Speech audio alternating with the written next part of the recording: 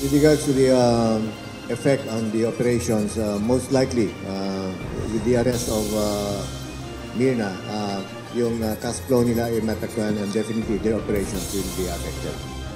Malaking dagok sa mga terorista ang pagkakaaresto kay Myrna Mabanza, ang sinasabing financial conduit o nagdadala ng pera sa mga terorista sa Mindanao mula sa Islamic State of Iraq and Syria o ISIS. Ayon kay Criminal Investigation and Detection Group Director, Police Major General Romeo Karamat Jr., si Mabanza ay nasa listahan ng United Nations Security Council at itinuturing na global terrorist. She was arrested by virtue of a warrant of arrest for violations of Terrorism Financing Prevention and Suppression Act of 2012 or what we call the Republic Act 10168 and the Anti-Terrorism Act of 2020. Kabilang sa mga nabigyan umano ng pera ni Mabanza ay ang grupo ni Isnilon Hapilon.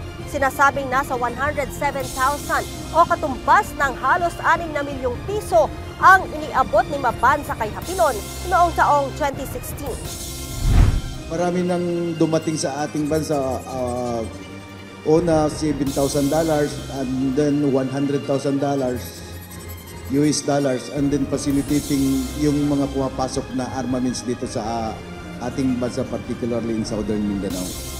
Si Mabanza ay byuda ng isang Malaysian terrorist na miyembro ng ISIS.